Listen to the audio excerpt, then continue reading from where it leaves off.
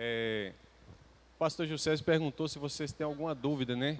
Se ficou alguma coisa na mente. Ó, Rafa, você pode aumentar um pouquinho, né? Minha voz é bem baixa. E eu gostaria, né, de dar uma passada em Mateus 24.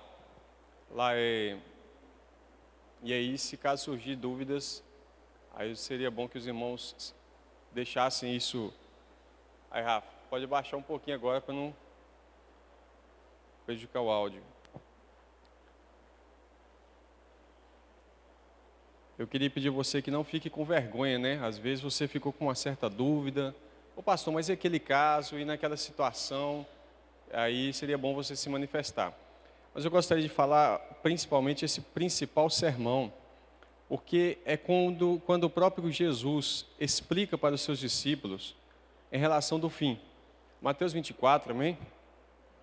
Jesus tinha entrado na cidade de Jerusalém, todos estavam clamando hosana, era o rei que estava entrando naquela cidade, e Jesus chega no templo, e aí quando ele está saindo do templo, Mateus 24, verso 1 diz assim: e quando Jesus ia saindo do templo, aproximaram-se dele os seus discípulos. Vamos ver com quem Jesus está conversando, para lhe mostrar a estrutura do templo. Jesus, porém, lhe disse: não vejo tudo isso? Em verdade vos digo que não ficará aqui pedra sobre pedra que não seja derrubada. E isso se cumpriu no ano 70 depois de Cristo. E ele fala, os discípulos estão descendo do templo, olha para Jesus e fala assim: olha Jesus, que estrutura linda, né? Que maravilha. Jesus fala, está vendo tudo isso? Vai derrubar, vai cair, não vai ficar pedra sobre pedra, como não tem hoje o templo em Jerusalém. E estando assentado no Monte das Oliveiras, chegaram-se a ele os seus discípulos em particular, dizendo: diz-nos, quando serão essas coisas? Que coisas? O que Jesus acabou de falar, a destruição do templo. Que sinal, aí eles perguntam outra coisa, e que sinal haverá da tua vinda e do fim do mundo? Eles perguntaram três coisas ao mesmo tempo. Senhor, quando vai acontecer essas coisas, que é a destruição do templo de Jerusalém, e qual é o sinal da tua vinda e do fim do mundo? E Jesus, antes de responder, ele tem a mesma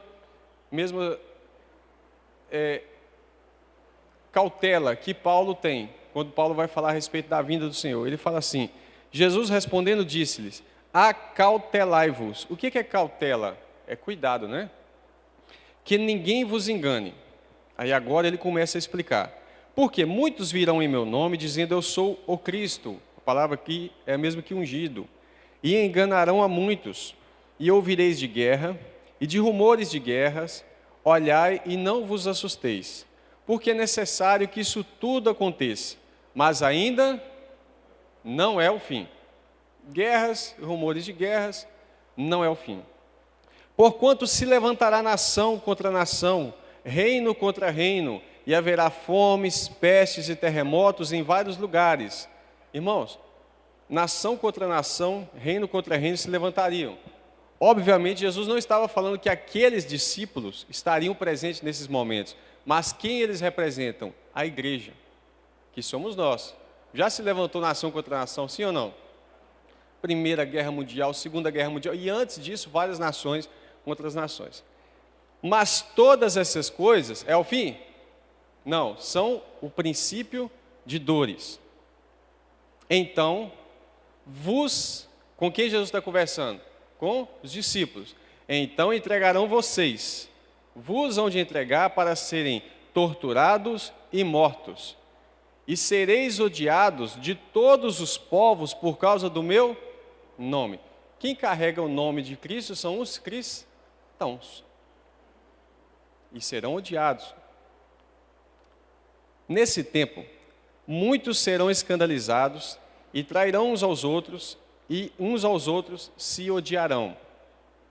E surgirão muitos falsos profetas. São poucos? Muitos. E enganarão a poucos?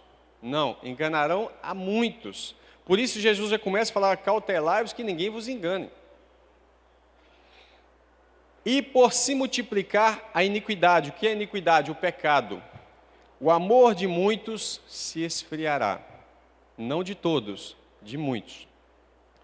Mas aquele que perseverar até o fim será salvo. A palavra perseverar e paciência é a mesma, né? Ela tem o significado de suportar sem mudar de posição. Está ligado a uma resiliência, a capacidade de não mudar a sua postura em detrimento de um sofrimento. Então, aquele que perseverar até o fim, será salvo. Até o fim do mundo, não, até o fim da sua vida. E este evangelho do reino, este não é outro evangelho. Paulo fala que se alguém anunciar outro evangelho, é anátema, é maldito, né? E este evangelho do reino, que é o evangelho que Jesus sempre pregou, é o mesmo evangelho da graça, tá? Não existe dois. Será pregado em todo o mundo em testemunho a todas as gentes. Então virá o fim. Irmãos, Jesus já respondeu, deixa sua Bíblia aberta. Os discípulos perguntam, quando vai acontecer essas coisas? A destruição do templo de Jerusalém. E qual é o sinal da sua vinda e do fim do mundo? Jesus faz toda a trajetória e chega e diz assim, então virá o fim. E ele encerra, mas depois ele vai continuar dando os pormenores, detalhes. Aqui ele já concluiu a resposta. E aí ele fala assim, olha, o evangelho vai ser pregado em todo mundo para testemunho. Por quê? Porque quando Jesus vir e todo olho vê, ninguém vai poder falar, mas eu não ouvi falar. Por quê? Porque todos já tiveram o testemunho de Cristo. Esse é o objetivo de o evangelho ser pregado em todo mundo. Deu para entender? Sim ou não? Porque se o evangelho não fosse pregado e Jesus aparecesse, o povo ia olhar e falar assim, quem é esse? Mas não, o evangelho do reino será pregado em todo mundo, em testemunho a todos os povos, e então virá o fim. Aí sim Jesus pode aparecer, e aí sim as pessoas podem ser julgadas segundo as suas obras, porque agora estão conscientes de quem é aquele que apareceu. Ele terminou e respondeu o que é o fim. Só que ele continua a falar a partir de um período da última metade da última semana. Que é isso? Os 7 últimos anos. Não tem isso? A última semana de Daniel? Aí Jesus começa a falar onde começa a segunda metade. E ele fala assim, quando, pois, virdes, vocês verem, que a abominação da desolação, de que falou o profeta Daniel, isso vai ser a abominação desoladora que Daniel diz, está no lugar santo, quem lê, atenda. Ou seja, na verdade ele está dizendo o seguinte lá, que vai ser colocada a imagem da besta, quando o anticristo se manifesta. Então os que estiverem na Judeia, fujam para os montes, porque isso vai ser colocado em Jerusalém. E quem estiver sobre o telhado, não desça a tirar coisa alguma da sua casa. Algumas pessoas vão dizer, isso aqui está falando lá do ano 70. Não está falando do ano 70, não. Quem estiver no campo, não volte atrás a buscar suas vestes. Mas ai das grávidas, das que estiverem amamentando naqueles dias, provavelmente porque não vão conseguir correr. Orai para que a vossa fuga não aconteça no inverno e nem no sábado.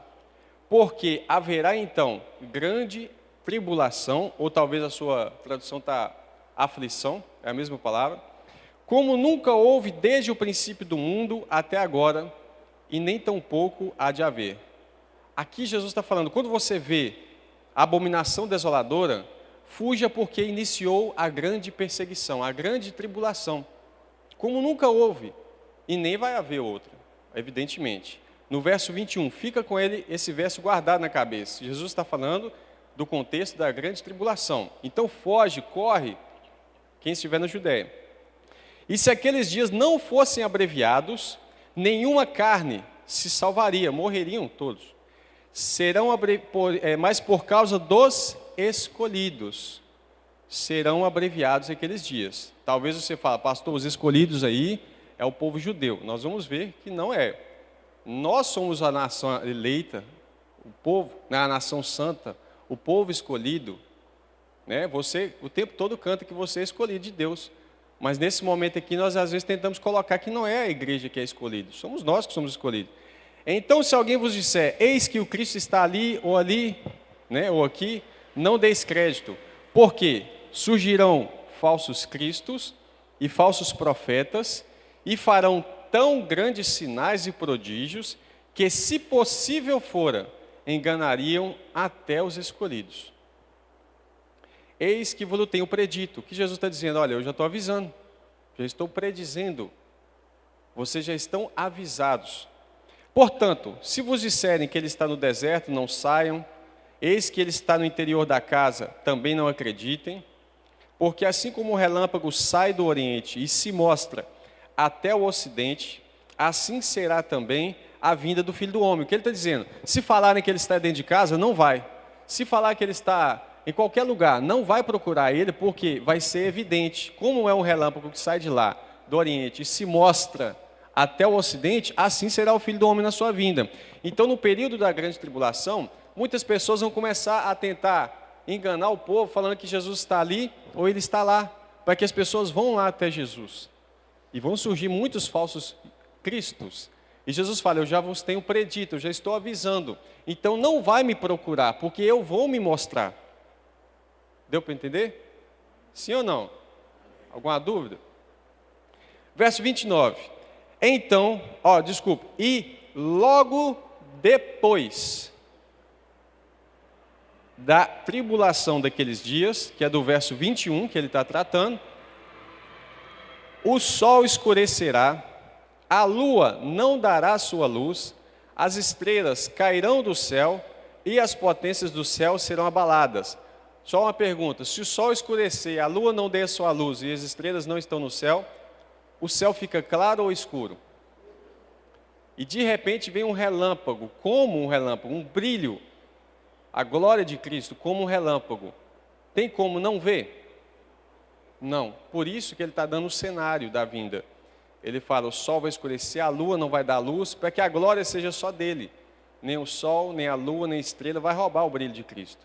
Só ele vai aparecer naquele dia. E ele diz, logo depois da tribulação daqueles dias, o sol escurece, a lua não dá sua luz, as estrelas caem do céu, as potências do céu serão abaladas. Então aparecerá no céu o sinal do Filho do Homem, e todas as tribos da terra se lamentarão e verão o Filho do Homem vindo sobre as nuvens, lembrou do arrebatamento?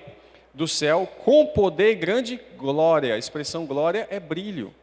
E ele enviará os seus anjos com rijo clamor de trombeta, ao som de trombeta, zoeira, os quais ajuntarão, esse aqui é a reunião, os seus escolhidos, desde os quatro ventos, de uma ou outra extremidade dos céus. Vão reunir, congregar todos eles. Até aqui, Jesus deixa claro o seguinte, olha, quando aparecer a abominação desoladora, aqueles que estiverem na região do epicentro, ou seja, do local mais próximo ali, na Judéia, foge, né, não volta para buscar nada. Assim que você percebeu que foi colocada, estabelecida a abominável da desolação, você foge. Quem estiver na Judéia, né? Isso não é uma palavra para quem está no Brasil, por exemplo. Tá certo? Nós não estamos na Judéia. Começa a fugir, porque lá vai começar uma perseguição terrível. Não só lá, mas lá é o início de tudo. Então ele fala, porque haverá então grande tribulação, e que nunca houve, como nunca há de haver. As pessoas vão ficar preocupadas, e muitos vão tentar acalmar a igreja, falando, Jesus está aqui, vem para cá, para essas casas, para tal lugar que Jesus está lá. Não é para procurar Jesus nesse período, porque quando ele vier, ele vai se manifestar em glória, logo depois da tribulação daqueles dias. E a igreja vai saber isso quando? Quando o sol escurecer, a lua não der a sua luz. O mundo vai achar que é um simples eclipse, né? Um eclipse solar, lunar, e as estrelas sumiram de repente. Mas a igreja, nesse período, vai estar ciente que esse é o último sinal para aguardar, aí sim, nesse tempo, a qualquer momento Jesus poderá aparecer. E aí ela vai estar na expectativa. E aí os anjos vão vir para quê? Por que os anjos vêm acompanhando Jesus? Porque eles que fazem separação do joio e do trigo. Lembra que Jesus fala para os discípulos, não arranque o joio, né? Deixe que cresce junto com o trigo. Porque na vinda, os anjos vão separar o joio do trigo. E aí, essa é a tarefa deles. Eles vão juntar. Deixa eu fazer outra pergunta. Até aqui, tudo bem? Porque aqui é importante para mim poder explicar a segunda besta. Tá? Aprendei, pois, essa parábola da figueira. Quando já os seus ramos se tornam tenros e brotam folhas, sabeis que está próximo o verão. Quando você lê só esse texto aqui, você não percebe, mas se você lê em Lucas 21, 29, fala assim, aprendei, pois, a parábola da figueira. E ele fala que é para você olhar para todas as árvores, não só para a figueira. Muitas vezes nós atribuímos a figueira aqui à nação de Israel, para tentar jogar todo esse conteúdo de que Jesus respondeu para os seus discípulos, como se isso não fosse dar conta da igreja. Por exemplo, isso não se refere à igreja, isso se refere apenas ao povo judeu. E aí, vamos jogar que a figueira é. Mas olha o que Jesus fala da figueira. Jesus sempre fez parábola pegando coisas naturais, né? Vamos pegar aqui a semente. Um semeador saiu a semear coisas do campo. Então ele pega, olha a figueira e todas as árvores, lá em Lucas 21, verso 29. Ele fala assim: quando já os seus ramos se tornam tenros e brotam folhas, sabeis que está próximo o verão. Jesus está falando, olha para a árvore, quando ela deu broto, né, então está perto do verão. Você já sabe disso. Quem é mais novo não sabe, não mexe com terra, mas quem trabalha com terra tem essas noções. O próximo período vai ser a primavera. Por que você sabe? Eu olhei ali para a árvore. O próximo período vai ser o outono, porque eu olhei para a árvore e percebi. Não é? A própria natureza vai te dando sinais do próximo estágio. Não é isso? E Jesus está falando, a figueira, olha para ela e olha para todas as árvores. Porque quando começa a dar brotos, né, está próximo ao verão. Igualmente, quando virdes todas essas coisas, ou seja, que ele acabou de falar, quando vir abominável desolação, etc. e tal, a tribulação, quando vir todas essas coisas, sabeis que ele está próximo às portas. Quando eu vou saber que ele está próximo às portas? Quando eu ver todas essas coisas. Ele pegou um paralelo de uma árvore que deu um broto e logo em seguida vem o verão, para comparar com o sinal da árvore para o verão é similar ao sinal da vinda de Cristo para que ele apareça. Deu para entender? E aí ele fala assim, em verdade vos digo que não passará essa geração sem que todas essas coisas aconteçam. Qual é essa geração que ele está dizendo? Não é a geração dos discípulos, é essa geração que viu os sinais da abominação desoladora. Deu para entender também? Aquela geração que vê, por exemplo, a imagem da besta, não vai ter outra geração, não vai se levantar outra depois dela. Aquela é a última geração. E é o contexto que ele está falando, porque ele já tinha encerrado, né, no verso 14, o assunto até o fim da história. Mas no verso 15 ele reinicia uma explicação detalhada em seus pormenores. E ele termina falando aqui, né, o céu e a terra passarão, mas as minhas palavras não hão de passar. Pode falar, Gil. Glória a Deus. Queridos, o pastor Felipe está dando alguma pausa e perguntando se alguém tem alguma dúvida. Então, Mateus 24, ele traz todas uma sequência do que irá acontecer. Tem alguém que tem alguma dúvida com respeito à parte dos sinais? Quer perguntar? Tem alguém que tem alguma dúvida e que perguntar? Pastor, eu gostaria de perguntar sobre o sol escurecerá, a lua não dará luz. Interessante é que isso vai acontecer para que depois não haja explicação da NASA. Né? Não, é um sol que apareceu, foi uma luz que apareceu. É interessante que isso não vai estar no calendário terrestre, irmãos. Está previsto um eclipse para tal dia, né? Sempre a NASA quer explicar, mas não vão achar explicação para esse dia, irmãos. Jesus só está dizendo para quem? Para os seus discípulos. Os irmãos estão entendendo tudo, ou não estão entendendo nada. Irmãos, pode fazer, irmãos, está na hora de perguntar, tá? Nós não vamos seguir a sequência, né, da rotina dos nossos últimos dias. Hoje é para perguntar, irmãos. Por isso que ele está parando. Irmãos, alguém tem alguma dúvida? É para perguntar, justamente para perguntar. Vinícius. É o versículo 20 aqui. Orai para que a vossa fuga não aconteça no inverno nem no sábado. O que é que ele quis dizer com isso? Irmão, eu creio que é porque é o seguinte, naquele período na Judéia, no sábado, ninguém trabalha, tá certo? Então tá todo mundo assim, livre para poder te achar na rua. Embora pode não ser isso, né? Mas eu acredito o seguinte, lá em Israel, o povo não trabalha no sábado. Então se você for fugir no sábado, tá todo mundo parado sem trabalhar. Vai ficar mais fácil de encontrar. Isso porque eu creio sim. Embora existam comentários que falam que é porque o judeu não pode caminhar mais do que 2 quilômetros no dia de sábado, né? Você já leu isso também, né?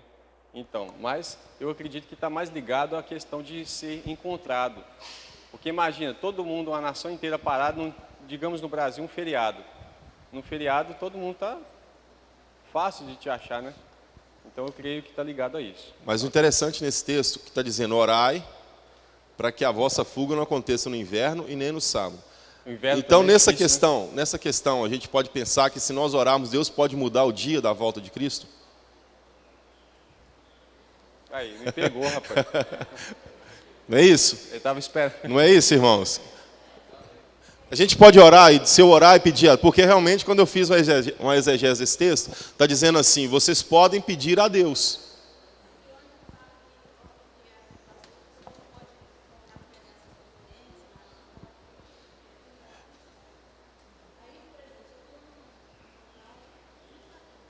Isso. A irmã está com dúvida. Pastor, eu preciso voltar para buscar as coisas. E Jesus está dizendo, olha, não volte porque aconteceu aquele dia em diante.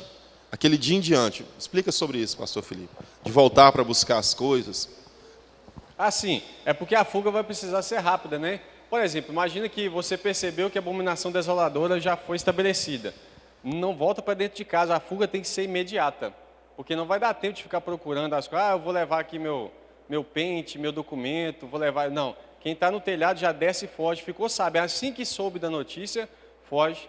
É isso que ele está falando, da rapidez que você tem que fugir, porque realmente não vai ser brincadeira, irmão.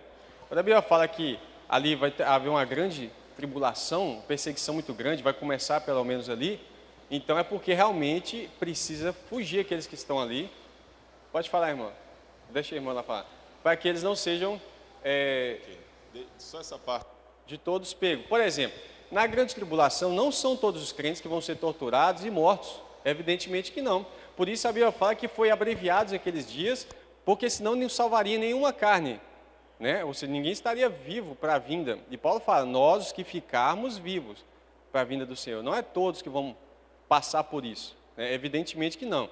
Contudo, vai haver uma perseguição em algum lugar, eu não quero dizer se é todo o planeta ou se vai ser naquela região do Oriente Médio só, lá eu tenho convicção que vai ser, né?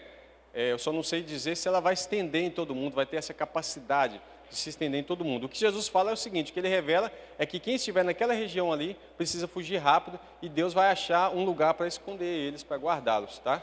Irmãos, isso também nos remete lá a Sadraque, Mesaque e Abednego, quando Nabucodonosor fez uma estátua imensa e mandou reunir todos daquela região, para que ninguém sabia o que ia acontecer naquele dia. Era uma reunião formal, um encontro que teria de todos os liderados de Nabucodonosor.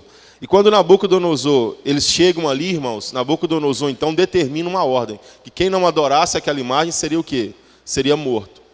Então Jesus está dizendo, olha, vai se levantar uma estátua e ele vai querer receber a adoração.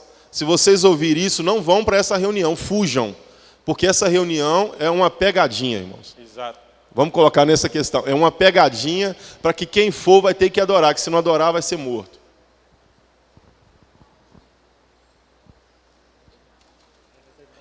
Ok. E para onde ir? Qual a orientação da palavra? E para onde fugir então? Ele fala assim, olha...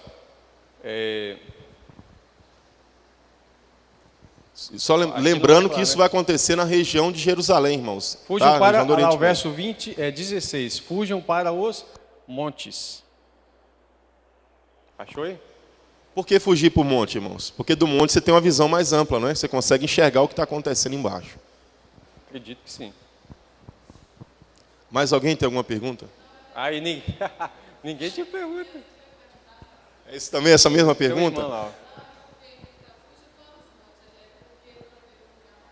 isso.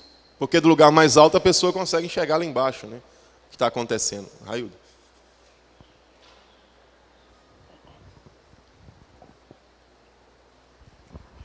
O pastor Felipe, duas perguntas que eu quero fazer para o senhor, duas dúvidas.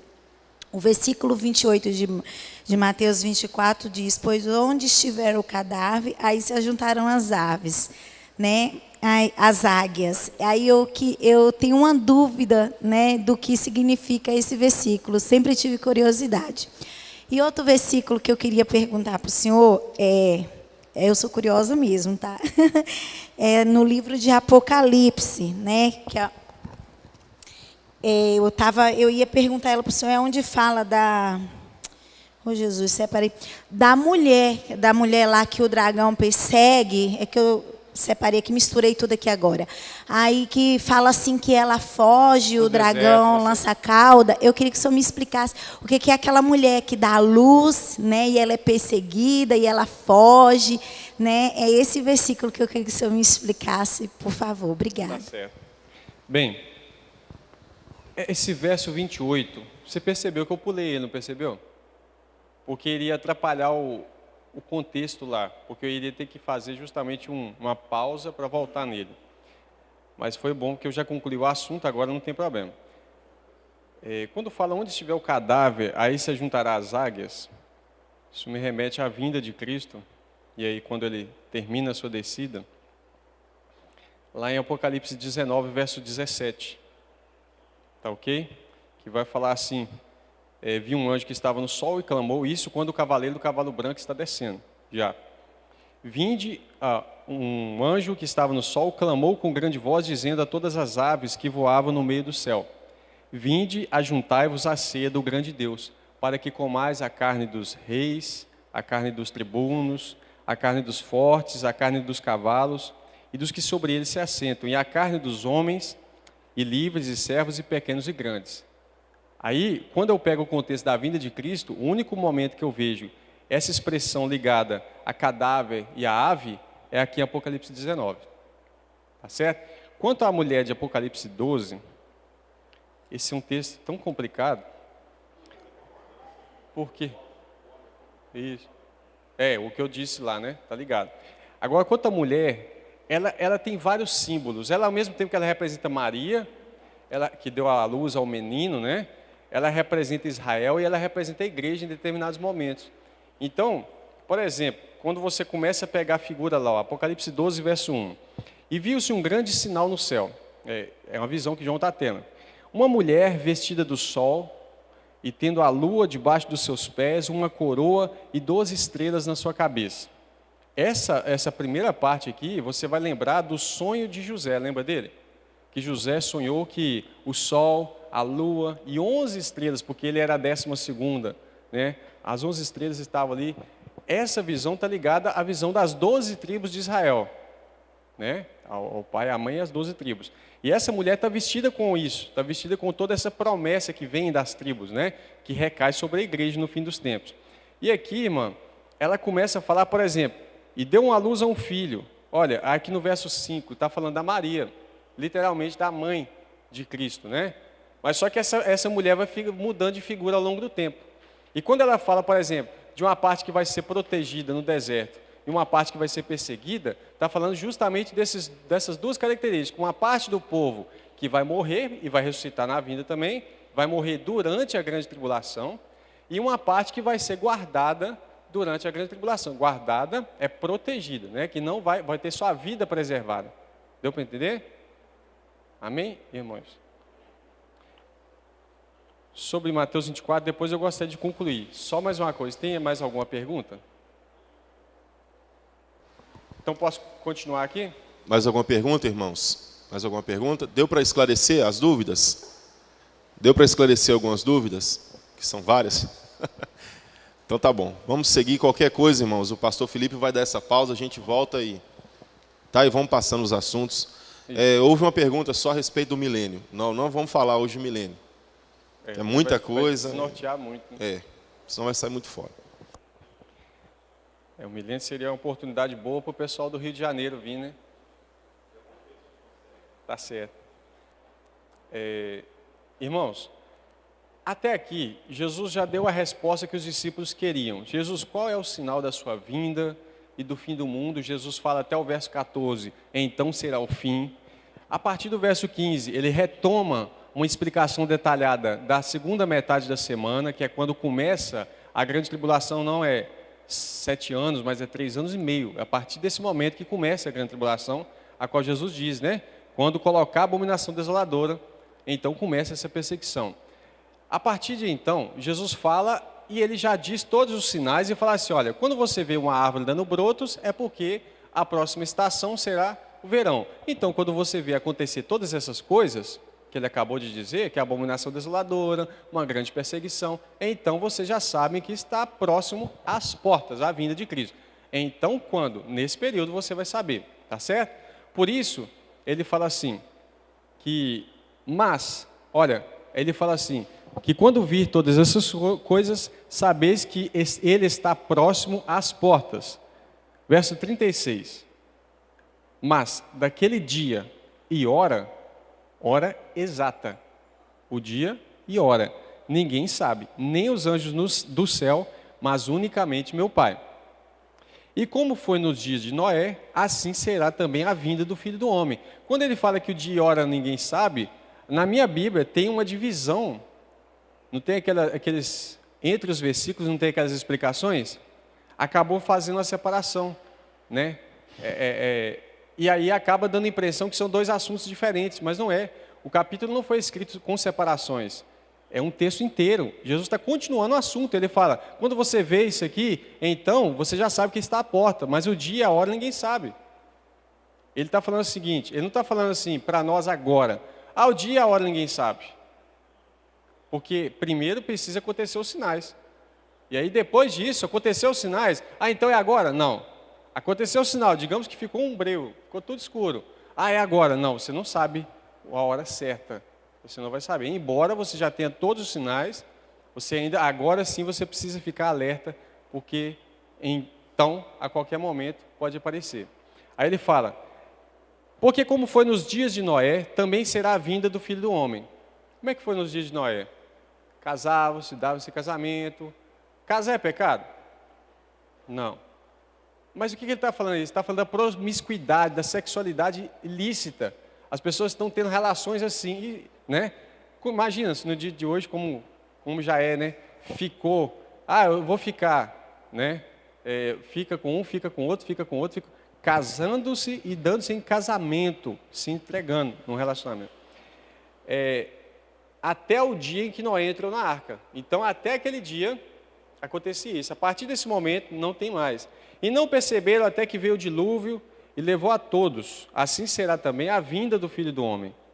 E lá em Lucas 21 vai falar assim, que será também como nos dias de Ló, né? O que aconteceu com Ló? O mundo estava na perversidade. E aí, quando eu estou falando de mundo, eu estou me referindo às cidades de Sodoma e Gomorra, Admá, Zeboim, eram 5 cidades que estavam ali. E aí o que acontece? Ló está lá no meio daquela geração perversa. Olha que figura linda. Antes de Deus derramar a ira sobre aquelas cidades, o que ele faz com Ló? O anjo vem e arrebata ele. Leva ele de um local para outro, não é isso? Manda ele correr, ele estava andando devagarzinho aqui, pegou ele e arrastou ele. A mulher de Ló vai olhar para trás, né? Uma figura aí não muito importante. Poderia se aplicar às 5 virgens loucas, né? Que não obedecem à voz do seu Senhor. Então, Ló foi literalmente arrebatado de um lugar para o outro para ser salvo. E isso é a mesma figura da igreja. Estavam lá no pecado, na promiscuidade, até o dia em que veio o Senhor, tirou a igreja, né, na figura de Ló, e então derramou a sua ira. E não perceber, verso 40, então 2, estando no campo, um será levado e o outro deixado. Estando 2 moendo no moinho, uma será levada e outra deixada. Veja bem, irmãos, aqui eu entendo como o próximo texto vai falar dos 2 tipos de virgens. Porque você vê que 2 estão no campo, trabalhando. 2 estão no moinho, trabalhando, falando de pessoas que estavam fazendo a mesma obra. Não é isso? E aí você vê, um é levado e o outro é deixado. E aí vai acontecer o quê? Vigiai, pois não sabeis a hora que há de vir o vosso Senhor. Vigiai dentro desse contexto. Qual é o contexto? Vai acontecer tudo isso, você vai ficar sabendo. Então, verso 33, quando vir essas coisas, aí você fica atento, porque aí sim, você já não sabe mais, já aconteceu todos os sinais. Imagina que eu marco com você de ir na sua casa. Fala assim, Rafael, eu vou na sua casa. E ele fala, rapaz, eu tenho um monte de visita para receber, mas eu não quero receber ninguém, só você. Então eu vou fazer um acordo com você. Eu vou bater palmas 7 vezes e vou parar. Aí você vai saber que sou eu, tá certo? Tá combinado? Eu chego na casa do Rafael de surpresa e entro lá para a porta dele lá fora. O que ele vai falar? Você mentiu para mim. Você não cumpriu o acordo. Você me deu sinais e veio antes dos sinais. Você me deu sinais e não cumpriu os sinais. Quando você bateu palma 3 vezes, você já entrou aqui dentro. Então, Jesus deu os sinais e fala, depois que todos eles se cumprirem, então fique atento. Porque aí o dia e a hora exato, irmão, presta atenção, dia e a hora exata, ninguém sabe. É isso que ele diz. Eu não creio que Jesus não sabe o dia e a hora hoje, tá, irmão? Ele está dizendo aqui na condição que ele estava aqui, esvaziou a si mesmo, né? Depois, quando ele ressuscita, ele fala assim, todo o poder foi me dado no céu e na terra, né? Quando ele tem todo o poder, ele tem também o poder de saber todas essas coisas, evidentemente, né? Jesus fala, Pai, glorifica-me com a glória que eu tinha antes contigo, né? Porque quando o verbo se faz carne, ele se esvazia. E, evidentemente, ele se torna em partes dependente do Espírito Santo para todas essas coisas. E aí ele fala, ó, a mim não me foi revelado nesse momento, como homem. Ele não está falando aqui agora que ele não sabe o dia e a hora, tá certo? Agora, irmãos, por isso que no capítulo 25 vai dar a parábola das 10 virgens, onde você vai ver 2 classes de pessoas que estão trabalhando na obra do Senhor, né, em partes, mas uma vai ser levada, uma classe, e a outra vai ser deixada, e depois vai bater na porta, Senhor, abre-nos, apartai-vos de mim, né? Porque ele diz lá no 25, verso 12, né? Olha o que ela chama no verso 11, Senhor, Senhor. Jesus fala, por que me chama Senhor, Senhor, e não faz o que eu mando? Lembra? Se eu sou Senhor, eu sou seu dono. Se você não me obedece, então por que você ainda me chama de Senhor? Senhor, Senhor, abre-nos. E ele diz, em verdade eu não vos conheço. Né? Lembra que ele fala isso com aquelas pessoas que dizem, Senhor, em teu nome profetizamos, em teu nome expulsamos demônios, em teu nome... E chamando Jesus de Senhor, Senhor também. Aí Jesus fala, olha, apartai-vos de mim, não vos conheço. Né? Apartai-vos vós que praticais iniquidade. Eram pessoas que de fato faziam a obra de Deus, mas sem ter um compromisso com Deus. Eram casca, né? Do lado de fora, a reputação deles era maravilhosa, mas o caráter era um sepulcro caiado, como Jesus fala. Sepulcro, né? Uma tumba, era pintada, bonitinha, né? Do lado de fora, mas por dentro tinha o quê? Um cadáver, estava morto. E aí Jesus fala também nessas circunstâncias, sepulcros caiados, do lado de fora lindos, né? Religiosos, plenamente admirados, respeitados, recebem nome de homens de Deus, mas por dentro estavam mortos espiritualmente, não tinham mais vida, né? E aí é um contexto importante aqui para nós vigiarmos, para não sermos essas virgens loucas porque acha que está no reino, mas está completamente fora do reino. Deixa eu dar uma pausa de novo. Tem alguém que tem alguma pergunta? Sim ou não, irmão? Eu queria deixar... Pode falar, pastor. Irmãos, tem alguém que tem alguma pergunta com respeito a isso? Josi, pode fazer. Não, pode perguntar. É bom para esclarecer. Talvez a sua dúvida seja a dúvida de alguém também. A maioria. Pode perguntar. Qual é a sua dúvida? Está ouvindo?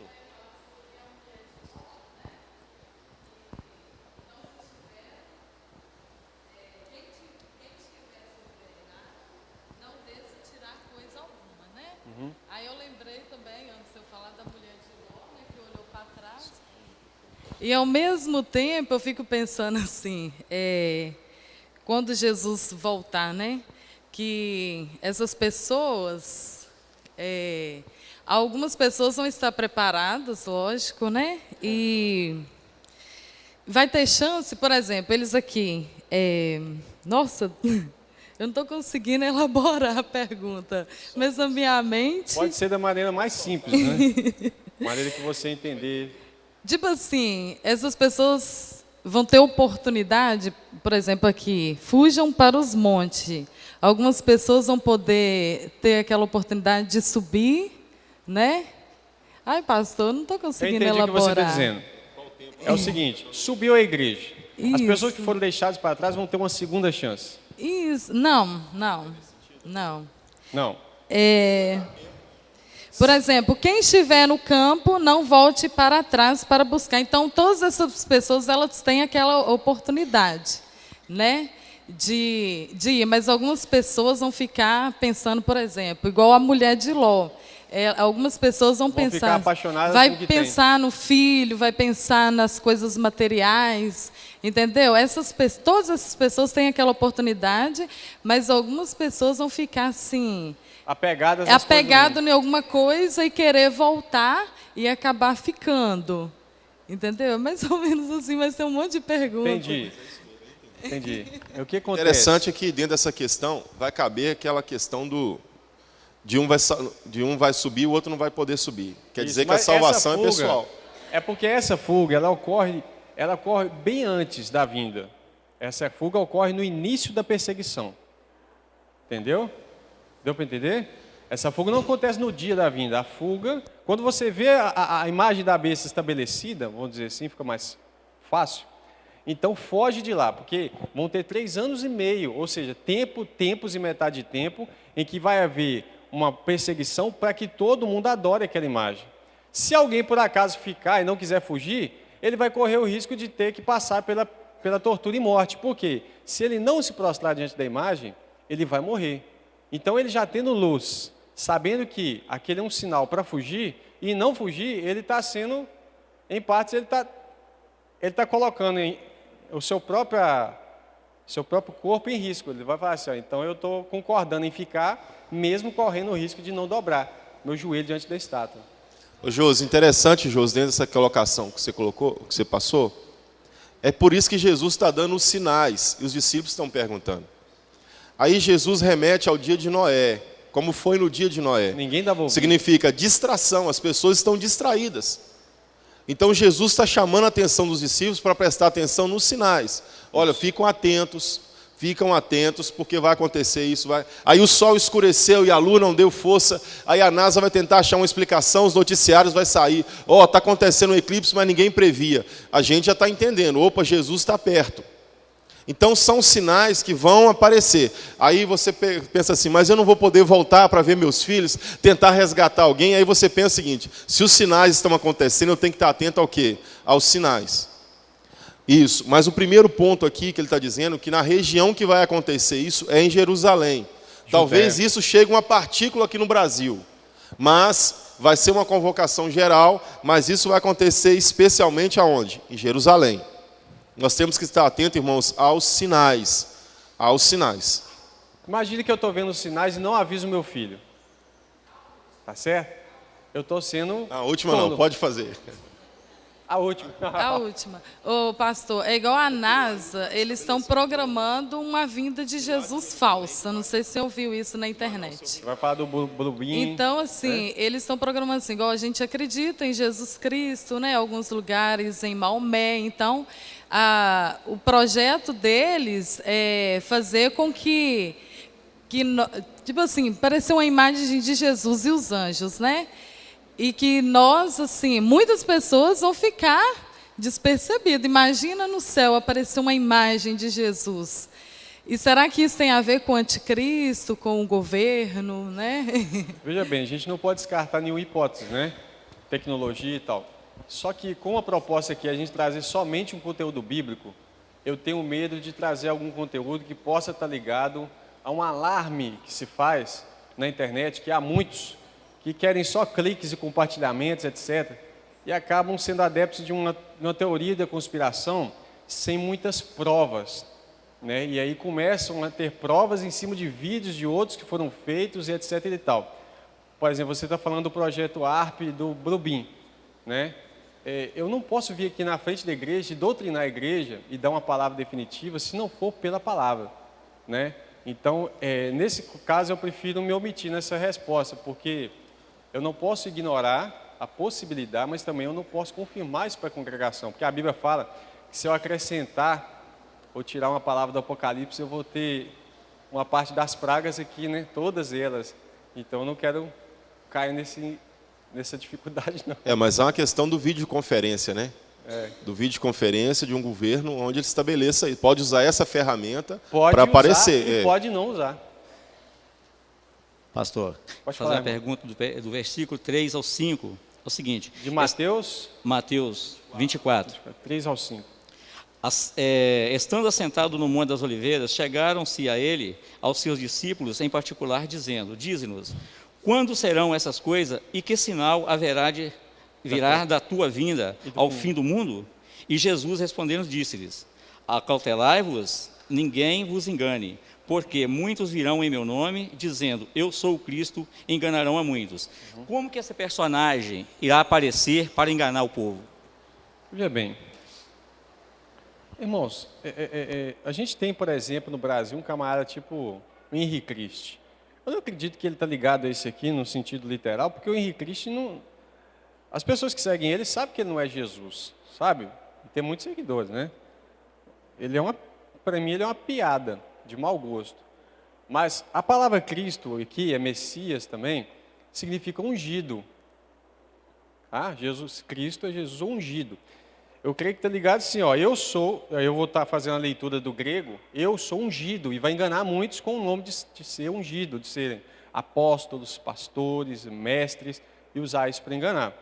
Não creio que são pessoas que vão dizer que são o próprio Jesus, mas que são Cristos. Deu para entender? Ou não? Tá certo? Tem também um homem que lançou a marca 666, vocês viram esse vídeo aí, rolando, Morreu, circulando? né? Você viu? Ele se diz o Cristo.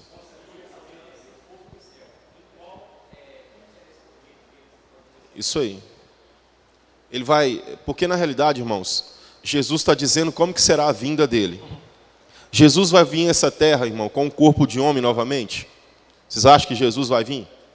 Ou ele vai vir como Deus, com os anjos? Então Jesus está dizendo, eu não vou vir mais em forma humana, como um ser humano comum. A minha próxima vinda será em glória. Eu vou vir em glória. Então acautelai-vos para que ninguém vos engane. Jesus está dizendo, eu vou vir em glória, eu não vou vir mais como um homem mortal, que vai estar aqui, fazer milagres acontecer novamente. Não, agora eu vou vir em glória. Deu para entender, irmãos, o que Jesus está dizendo para o seu povo? Esses outros personagens são enganadores. São pessoas que vão vir. Surgiu esses dias aí, o 666, aquele homem que marcava as pessoas na testa ou na mão com 666, ele falando que ele era o Cristo. Morreu esse cara? E ele ressuscitou? Não. Então ele não era Jesus. Vou ser breve aqui, Atos capítulo 1, verso 9, 10 e 11. Porque aqui Jesus dá uma clareza para os seus discípulos da vinda dele, né? É verdade que esse camarada morreu, né? Todos esses que se diziam Cristos, né? Morreram e não voltaram. Irmãos, mas a questão toda é que eles vão fazer sinais. Esse não chegou a fazer sinais absurdos para enganar, se possível, até os escolhidos. E aí o problema é que, como o pastor Gil César falou, né? Eles não vão tentar enganar só com palavras, mas com sinais, com evidência de poder. E a grande parte maior será nos sinais. Porque as pessoas hoje estão atrás de sinais. Isso. Atos 1, verso 9. Deixa eu ler a partir do verso 8. Jesus está falando com seus discípulos. Mas recebereis a virtude do Espírito Santo, isso é a promessa que ocorreu em Pentecostes, que há de vir sobre vós, e ser-me-eis testemunhas, tanto em Jerusalém, como em toda a Judéia, Samaria, até os confins da terra. Entenda uma coisa, a perseguição também começa em Jerusalém, Judéia, Samaria, até os confins da terra, ok? E quando dizia isso, Jesus dizendo, vendo eles, os discípulos estavam vendo ele, foi elevado à altura e uma nuvem o recebeu, ocultando-o dos seus olhos. Então a nuvem pegou e já levou, ele já não viu. Eles já não viram. E estando com os olhos fitos no céu, isso é, estavam olhando para o céu ainda tentando ver Jesus, enquanto ele subia, eis que junto deles, dos discípulos, se puseram 2 homens vestidos de branco, os quais lhe disseram, homens galileus, por que estáis olhando para o céu? Este Jesus que dentre vós foi recebido em cima no céu, há de vir, assim como para o céu ouviste ir as nuvens. Ficou claro aí? Eles viram Jesus subir? Então vamos ver Jesus voltar. Ficou claro ou não? Tá certo? Agora, eu vou ser bem breve, porque há uma ideia errada de um certo modo, que faz uma comparação, por que leva a gente a entender que Mateus 24 seria para Israel. Abre Mateus 22 aí. A Mateus 21, verso 43.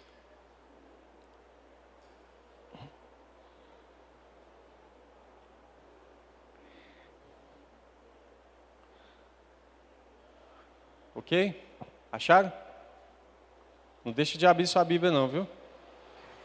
Portanto, eu vos digo que o reino de Deus, ele está falando com os judeus, tá ok?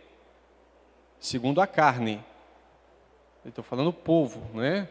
O reino de Deus vos será tirado e será dado a uma nação que dê os seus frutos. Qual nação é essa? Quem é a nação? Quem é a nação santa? A igreja.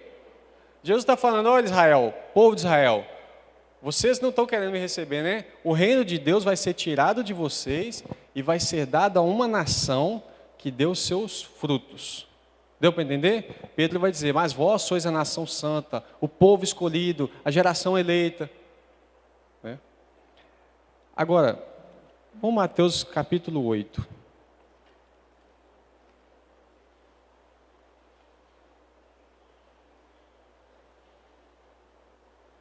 Verso 12. Verso 10. Quando aparece um centurião que é estrangeiro, isso é, ele é um gentil, não é judeu, Jesus diz, e maravilhou-se Jesus ouvindo isso e disse aos que o seguiam, em verdade vos digo que nem mesmo em Israel encontrei tanta fé. Mas eu vos digo que muitos virão do Oriente e do Ocidente e se assentarão à mesa com Abraão, Isaque e Jacó no reino dos céus. E os filhos do reino serão lançados nas trevas exteriores e ali haverá pranto e ranger de dentes. Quem são os filhos do reino que ele está dizendo aqui? Lá na frente ele diz, o reino vai ser tirado de vocês e vai ser dado a outro povo para que dê fruto, porque vocês estão desprezando aquilo que Deus proporcionou num chamamento para Israel segundo a carne. Aí você fala, pastor, mas Israel, ele é salvo de qualquer maneira. Se o israelita pecar à vontade, ele é salvo porque ele é filho de Abraão. Abre João 8.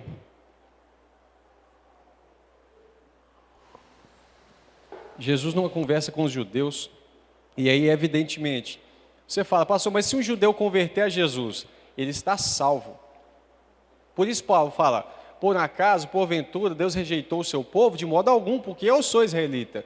E ele se converteu, então ele está firme nas promessas. Mas se Paulo tivesse desviado do caminho do Senhor, Paulo não estaria firme. Não tinha promessa de Abraão para ele. Veja bem, João 8, verso 31. Jesus dizia, pois, aos judeus que criam nele, se é uma condição, se vós permanecerdes na minha palavra, verdadeiramente sereis meus discípulos. E conhecereis a verdade vos libertará. Aí os judeus falam, poxa vida, eu conheço a verdade, eu conheço a Torá, eu conheço a lei. E responderam, somos descendência de Abraão e nunca servimos a ninguém. Irmãos, aqui para nós, o povo judeu nunca serviu a ninguém? Foi escravo no Egito, foi exilado para a Babilônia, nunca serviu a ninguém? É verdade isso? Não. Nunca servimos a ninguém, porque Jesus fala, conhecereis a verdade vos libertará, vocês serão livres. Jesus respondeu, em verdade vos digo que todo aquele que comete pecado é escravo do pecado. A libertação aqui não é de um reino, mas do pecado. Inclusive, nesse momento, eles estavam servindo a Roma. Olha para você ver que incrível. Ora, o servo não fica para sempre em casa, o filho fica para sempre.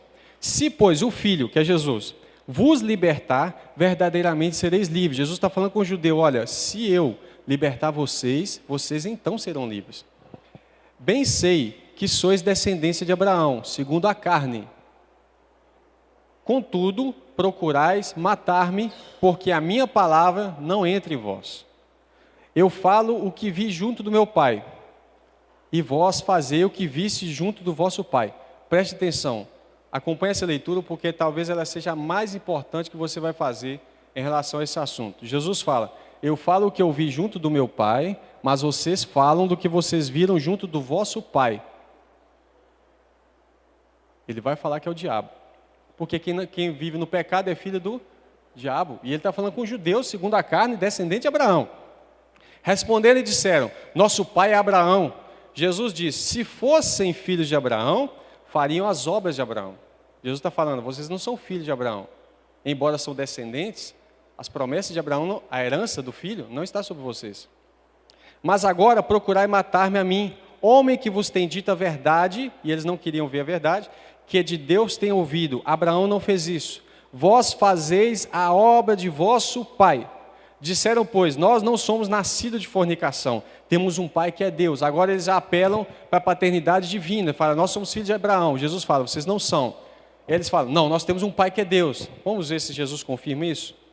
E disse depois Jesus, se Deus fosse o vosso pai, certamente me amariam, pois que eu saí e vim de Deus, não vim de mim mesmo, mas Ele me enviou. Por que não entende a minha linguagem? Por não poder ouvir a minha palavra. Vós tem por pai quem?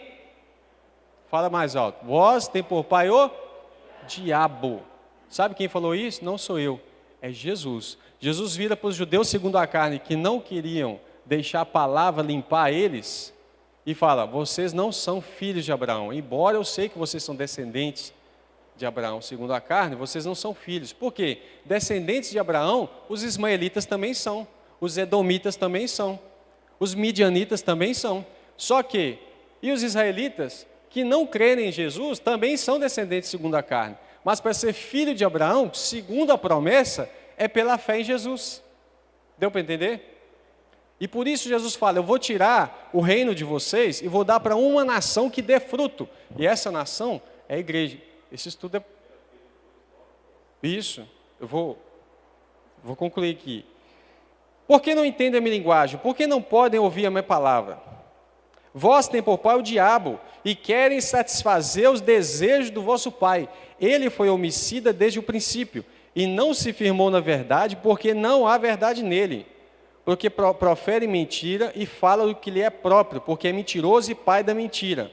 Mas porque vos digo a verdade, não me credes. É por isso que ele falou, conhecereis a verdade, e a verdade vos libertará. Querei vós me convencer de pecado? Se vos digo a verdade, por que não creem? Quem é de Deus, escuta as palavras de Deus, por isso vós não escutam, porque não sois de Deus. Fechou? Sabe quem falou? Jesus. Jesus falou, olha, vocês não são filhos de Abraão, embora são descendentes. Vocês não são filhos de Deus, porque vocês são filhos do diabo. Jesus fala isso claramente. E nós precisamos parar de idolatrar Israel.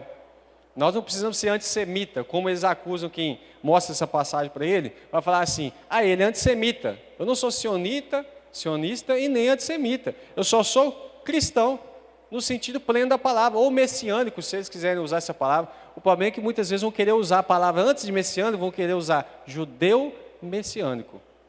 E aí que está um problema grave. Se eles quiserem ser messiânico, está correto. Agora, a partir do momento que eu falo que eu sou judeu messiânico, aí eu já estou atribuindo uma mistura completamente ignorante da própria Escritura.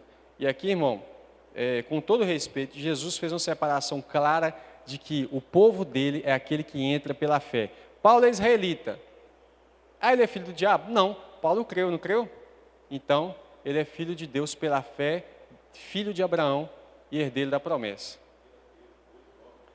O pastor Gil César colocou aqui, 1 Pedro 2, verso 9 e 10. Vamos ler?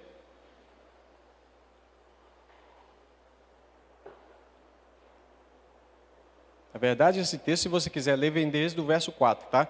Vou ler o verso 9. Mas vós sois a geração eleita, são os eleitos, o sacerdócio real. O que ele está dizendo com isso? Reis e sacerdotes. Ele está dizendo que o povo de Israel, que se diz sacerdote, não é mais sacerdote. Depois de Jesus, não se levantou mais nenhum rei em Israel, da descendência de Davi. Não tem rei.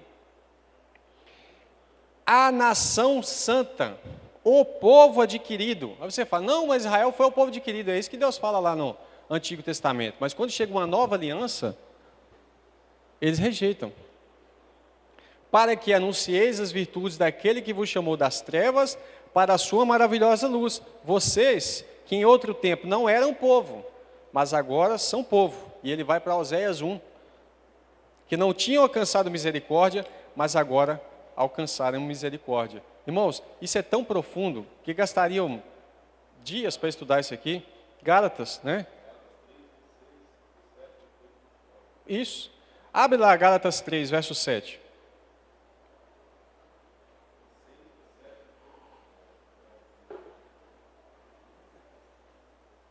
Isso. Mas eu vou ler o 7, porque ele fala algo claro. Gálatas 3, 7. Por que eu estou dando ênfase nisso? Porque é isso que acaba bloqueando muito a interpretação do Apocalipse. É querer salvar duas noivas.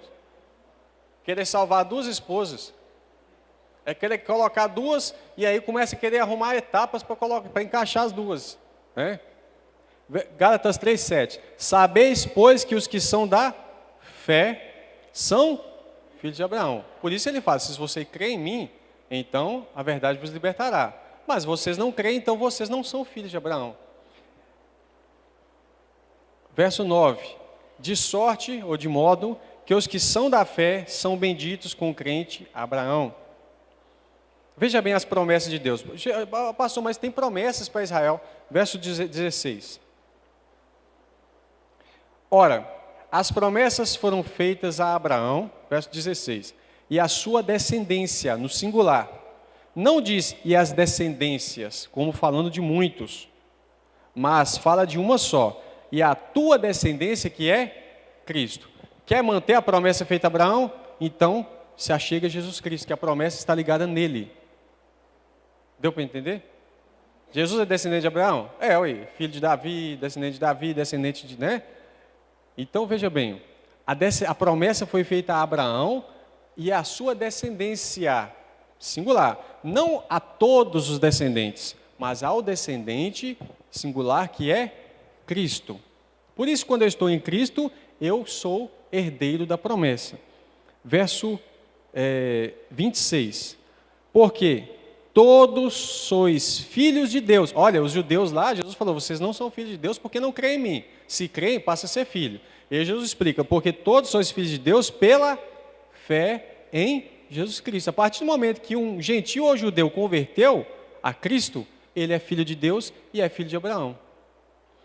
Sois filhos de Deus pela fé em Jesus Cristo, porque todos quanto fostes batizados em Cristo, já vos revestiste de Cristo. Nisto, na salvação, não há judeu nem grego, não há acepção de pessoas, nem servo, nem livre, nem homem, nem mulher, porque todos vós sois um em Cristo. E se sois de Cristo, então sois descendência de Abraão e herdeiros conforme a promessa. O que ele falou, não há separação de judeu ou grego, gentil.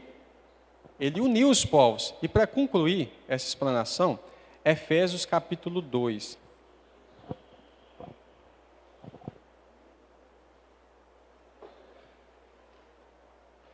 Olha o que ele fala no verso 11.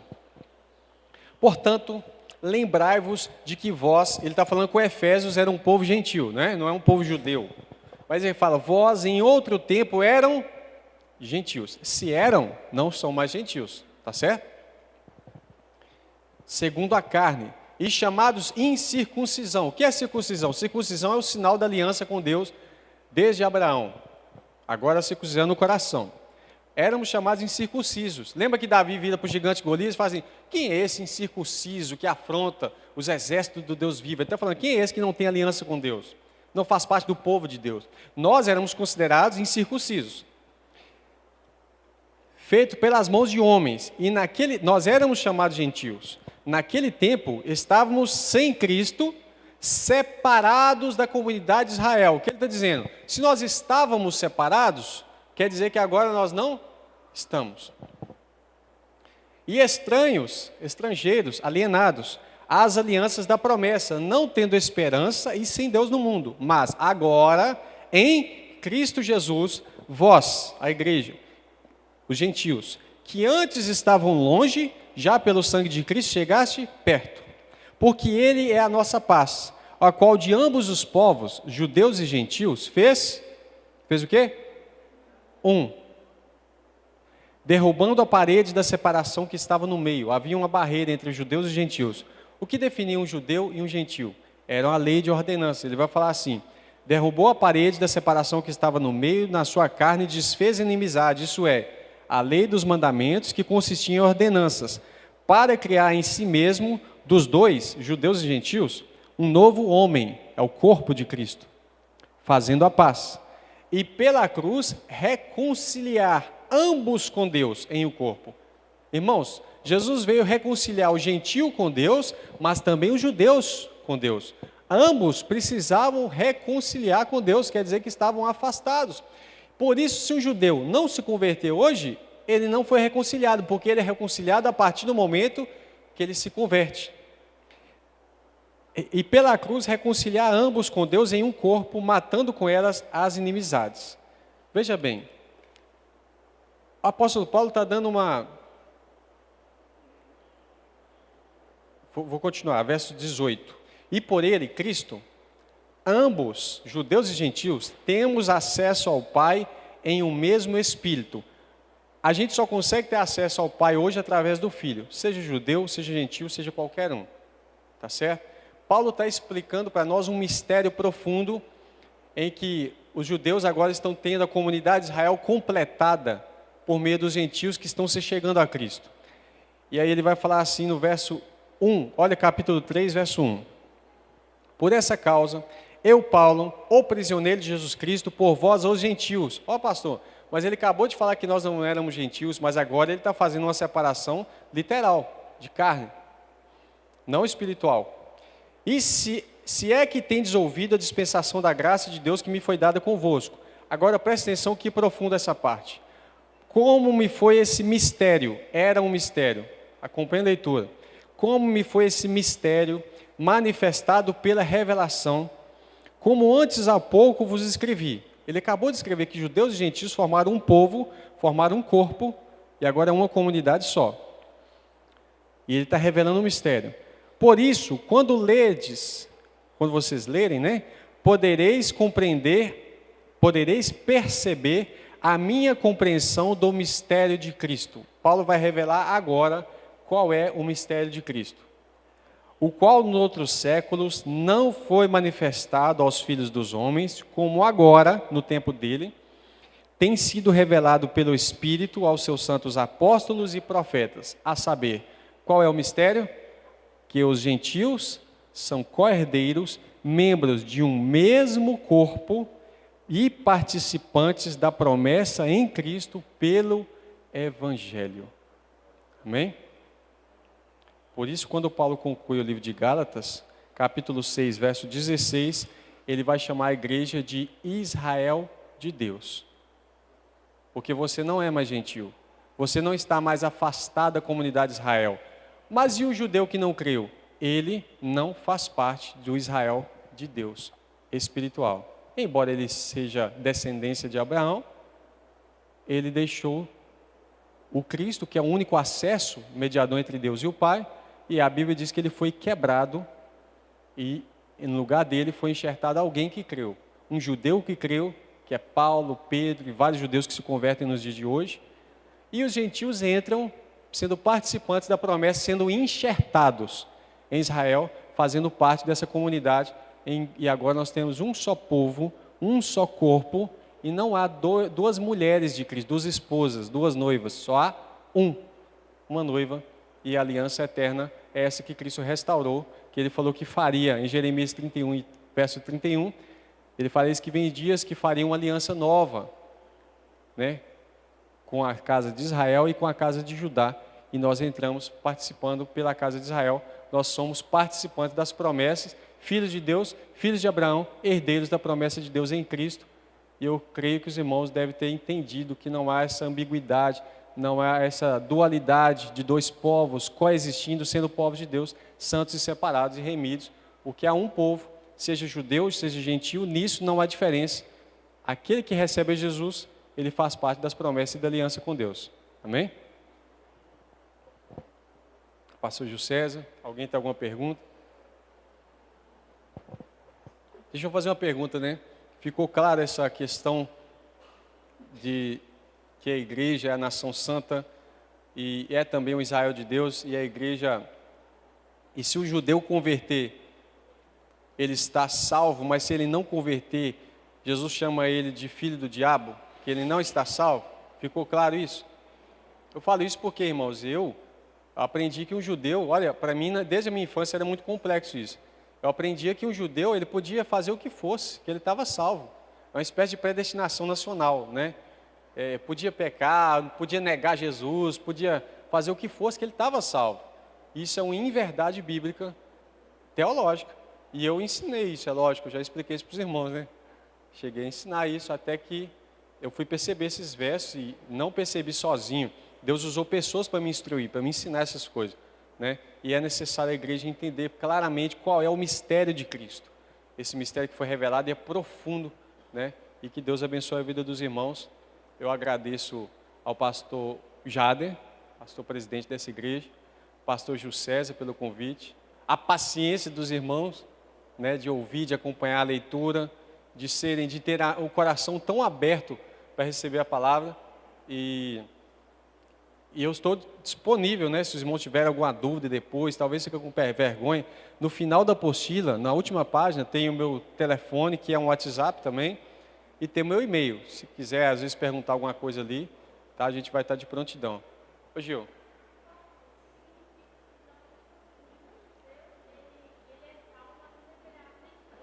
Isso, a pergunta da irmã foi pertinente. Pastor, significa então que nenhum judeu é salvo, a não ser que ele receba Jesus? É isso mesmo. Nenhum judeu é salvo só por ser judeu. Ele precisa passar pelo mesmo caminho, que é Jesus. Por isso Jesus fala com os judeus, se conhecereis a verdade e a verdade vos libertará. Ele falou com o judeu, não foi com o gentil, né? Foi com os judeus. E aí os judeus também precisam receber Jesus. Pode falar. Exato. Não há acepção de pessoas. É aí que a Bíblia diz que não há acepção de pessoas para que o caminho seja trilhado. O judeu também. Inclusive, irmãos, seria bom vocês lerem. Existe um estudo completo aqui na apostila que fala assim, olha, que o judeu, olha, está na página 94. Os judeus também precisam se converter para serem salvos. E um estudo completo, vai facilitar muito o entendimento dos irmãos sobre isso. Tá ok?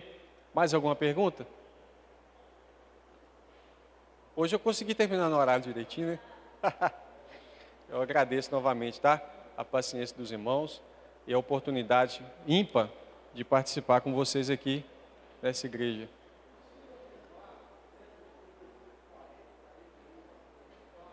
De Mateus 24?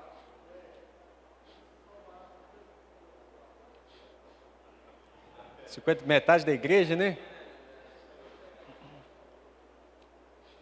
Bem, a pergunta do irmão foi o seguinte, ó, é possível afirmar, a partir do verso 40 de Mateus 24, 40 não, né? É isso mesmo? Que somente metade da igreja, né, seria salvo. Jesus sempre coloca essa... Se for pegar proporcionalmente, a ideia que se dá é disso, que metade vai ser salvo e metade não vai, né, da igreja. Só que, veja que os discípulos perguntam assim, sobre quantos que vão se salvar. Jesus fala que a porta é estreita, né? Ela continua estreita, irmão, não esquece não. A porta não enlargueceu não, tem gente que acha que Deus ficou moderno. Deus não muda, Deus já é top, Ele é Ele é tudo, né? Ele é completo, Deus não evolui, os pensamentos de Deus não evoluem, então a porta continua estreita. Jesus fala que muitos vão tentar passar por essa porta, mas poucos, olha, muitos são chamados e poucos são os escolhidos. Pode ter certeza que são poucos. Eu não arriscaria dizer que metade é exato. Pelas parábolas, dá-se a entender, das 10 virgens, né?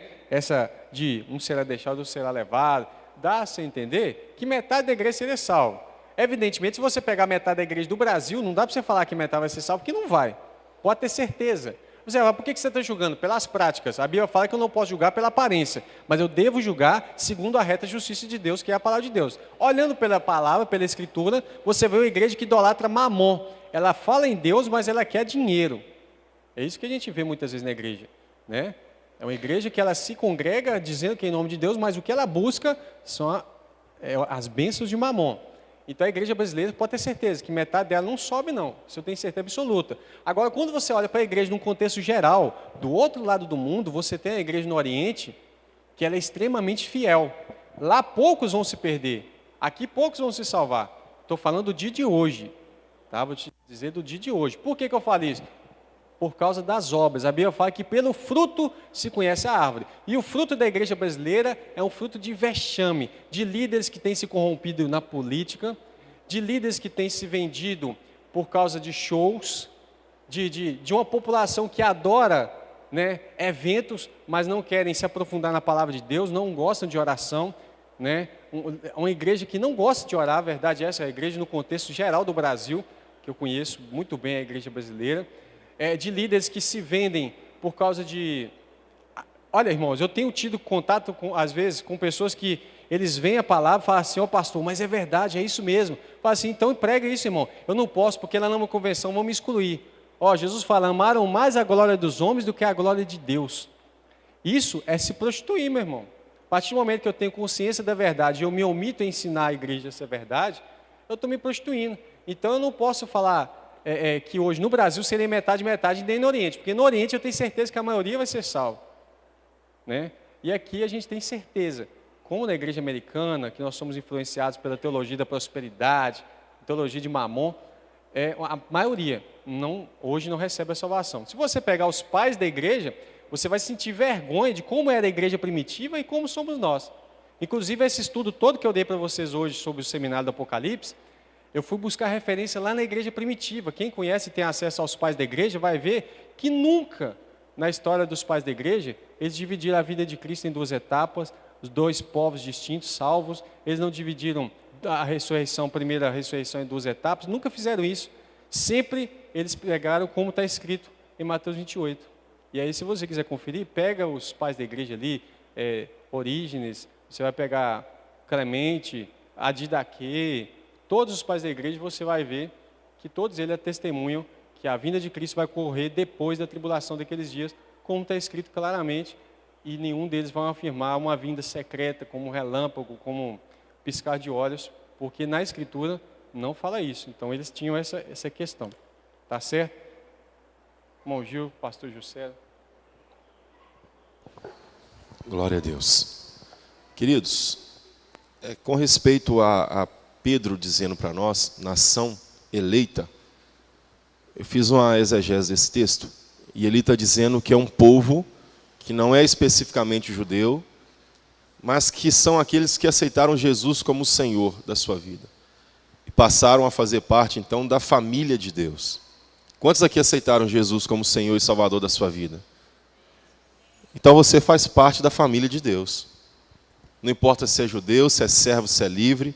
O que importa é que a promessa de Deus está sobre a sua vida também, sobre a sua casa e sobre a sua família, em nome de Jesus. Nós queremos agradecer ao pastor Felipe, que atendeu prontamente o nosso convite. E poderíamos discorrer aqui, irmãos, vários dias. Eu, pela minha vontade, nós passaríamos aqui também em dezembro, estudando um pouco mais. Mas nós temos um calendário a seguir, nós temos uma programação a ser feita.